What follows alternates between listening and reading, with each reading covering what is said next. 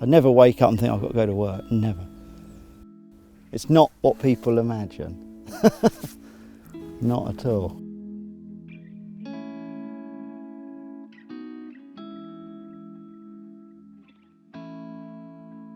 My name's David and I've been in forestry since 1985. I'm the son of a forester, but between the two of us we've done, 93, 94 years, long time. I would have known Alan from probably the age of 7 or 8 years old. So I've known Alan virtually my whole life, worked closely with him, and it's a good working friendship through and through, really. Well, my name is Alan Lang. I've been involved with this property here since 1969 when we did a previous clear fell and replant. More recently, in the last couple of years, we've felled that crop and we're now engaged in replanting the site. To start with, one has to obtain a felling licence from the Forestry Commission to fell the crop in the first instance, and you are then obliged to replant the site. This site here is a green sand site, it's a free draining site, so we choose species that we think are well suited to that. And we also take into consideration how well the trees will do to produce a commercial crop.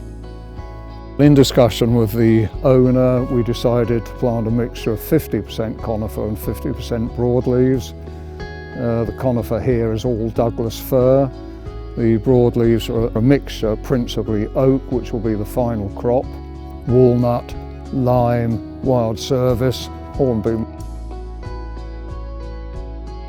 We decided to replace the larch because there's a pathogen that's affecting it nowadays, and Douglas fir is much less likely to have problems of that sort.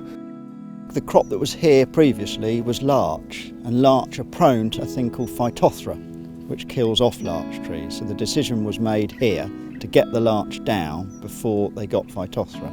They were at a stage of 50 years old, so it was a good marketable crop, and that's why they were taken down and this to follow on.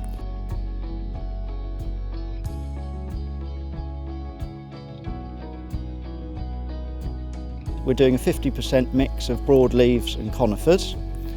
They're being spaced out at 2.1 metres by 2.1 metres apart in the rows.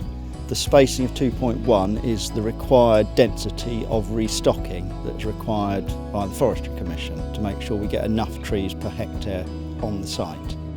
The process of planting would consist of opening a hole up in the ground, popping the tree in, not too deep, otherwise you don't want to damage the root collar, firm them up nicely, and after we've planted the tree we would then knock a stake in firm, normally about 8 to 10 inches, which would then fix a tree shelter to, which would give you protection against deer and rabbits and such like. Well, a good day's planting would normally consist of about 300 trees to stake and tube for a two-man team on an average day.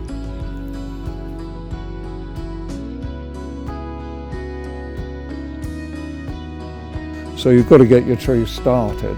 Once they get out of the tubes, they're bigger and more or less look after themselves. So the choice of size of guard depends very much on what you're planting. All the conifers are in the short tubes, the broadleaves are in the taller tubes. Apart from protecting the trees you're planting from predation, it also accelerates the growth. It's like a miniature greenhouse in effect.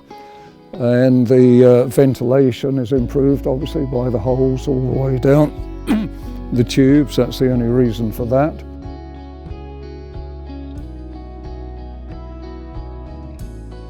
Well, maintenance is important, of course, because otherwise, all the other vegetation that grows on the site could overwhelm the trees that you've planted. Bramble, for instance, on this site is going to be prolific. So David will come in here and spray that as an annual job for probably 2 or 3 years. Beyond that, bramble then becomes quite a good thing because the deer can't move so freely through the plantation. The Douglas fir, being the conifers, would possibly be able to be thinned in maybe 20, 25 years depending on growth.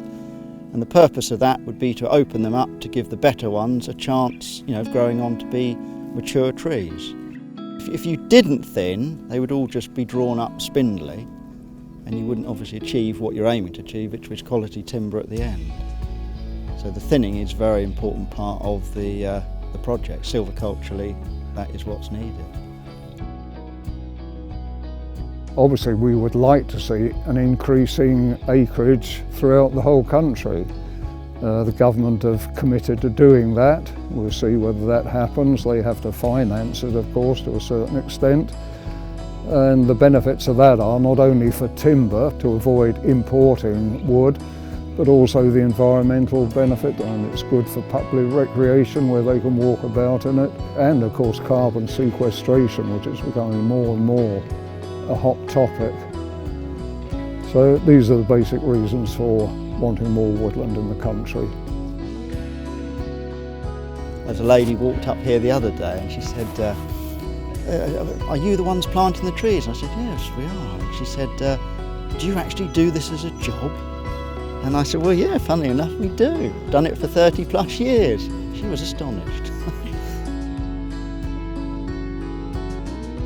I love the industry, love it, born and bred in it, and this is what I do. Simple as that.